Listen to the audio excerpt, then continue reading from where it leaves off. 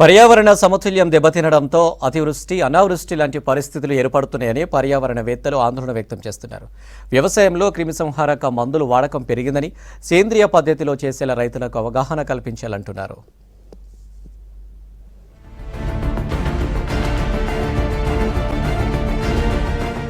Global warming నేడు పర్యావరణ వ్యవస్థ ఎదుర్కొంటున్న అత్యంత క్లిష్టమైన సవాలంటున్నారు పర్యావరణవేత్తలు. మానవ కార్యకలాపాలపై ప్రతికూల ప్రభావాలను పెంచుతుందన్నారు. జీవ వైవిధ్యాన్ని ప్రత్యక్షంగా ప్రభావితం చేస్తోందని, భూమిపై వాతావరణ పరిస్థితులు వేగంగా మారుతున్నాయని తెలిపారు. దీంతో అతివృష్టి లేదా అనావృష్టి సంభవిస్తోందన్నారు పర్యావరణవేత్తలు.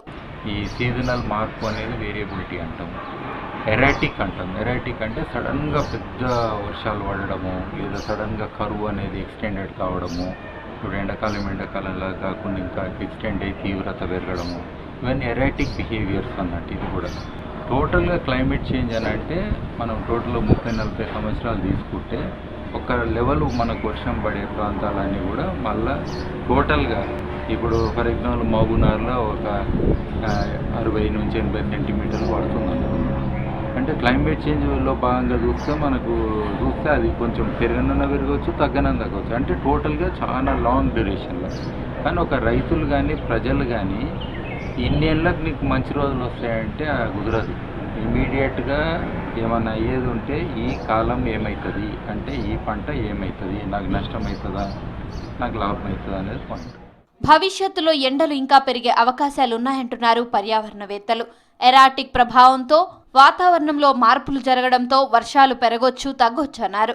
అడవులు లేకపోవడం, పచ్చదనం తగ్గడం, కూలింగ్ లేకపోవడం, అర్బనైజేషన్ పెరగడం, కాలుష్యం, traffic, construction, green house gases ప్రభావంతో వాతావరణం వేడెక్కుతోందని హెచ్చరిస్తున్నారు. మనకు సముద్రంలో ఉన్న వేడి కూడా ఎక్కువ తక్కువ అయినప్పుడు ఇలాంటివి అయితే సముద్రం వేడి అనేది పెరిగినందుకు ఓషన్ కరెంట్స్ అని ఉంటాయి, అది వీక్ అవుతుంది.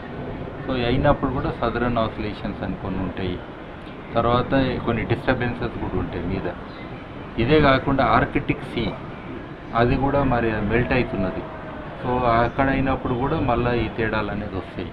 సో ఇట్లా చాలా కారణంగా ఇందులో లోకల్గా చూస్తే మనకు అడవులు లేకపోవడము, పచ్చదనం లేకపోవడము, కూలింగ్ అనేది లేకపోవడము, అర్బనైజేషన్ పెరగడము, అట్లనే constructions, traffic, pollution, green house gases, so ఇవన్నీ కూడా పెరిగి మన భూమి ఇంకా వేడెక్కుతున్నది.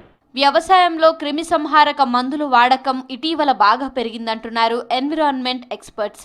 ఇది మనుషుల ఆరోగ్యంతో పాటు పర్యావరణానికి హాని చేస్తోందన్నారు. సేంద్రియ ప్రకృతి పద్ధతుల్లో చేపట్టే సస్టైనబుల్ వ్యవసాయం ఈ సమస్యకు పరిష్కార మార్గమని చెబుతున్నారు. రూఫ్ టాప్ మొక్కలు పెంచే వారికి ప్రభుత్వ ప్రోత్సాహకాలు ఇవ్వాలన్నారు. రైతులు ఇప్పుడు 2-3 అంశాలు ఉన్నాయి. ఒకటేమో టెంపరేచర్లు బాగా పెరిగితే కూడా ఈల్డ్ అనేది తగ్గుతుంది, అది పెద్ద నష్టం. మరి దీనికి ఇన్సూరెన్స్ మెకానిజమ్స్ కరెక్ట్ ఉన్నాయా? రెండోది చీడ ఇవన్నీ కూడా ఈ కొత్త వర్షము, హ్యూమిడిటీ, టెంపరేచర్ ఇవన్నిటితోటి అనుకోకుండా వచ్చి అటాక్ చేస్తాయి.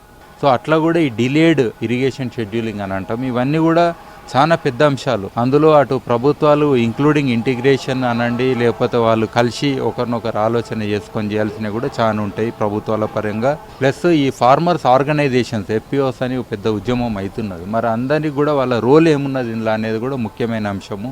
సో వీళ్ళందరూ కూడా కలిసికట్టుగా ఒక లోకల్ లెవెల్గా ఆలోచనే కాదు, పాలసీ లెవెల్లో కూడా వాళ్ళు ఆలోచన చేసి అటు ప్రభుత్వాలు, ఇటు ఇన్స్టిట్యూషన్స్, ఇటు రైతులు, ఈవెన్ ఇండివిజువల్ రైతు లెవెల్లో కూడా కంపల్సరీ దీన్ని తట్టుకునే శక్తి వాళ్ళు పెంపొందించుకోవాల్సిన ఆవశ్యకత ఉంది.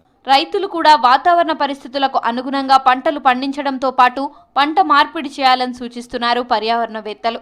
క్రిమిసంహారక మందుల తగ్గింపుపై రైతుల్లో అవగాహన కల్పించాలంటున్నారు.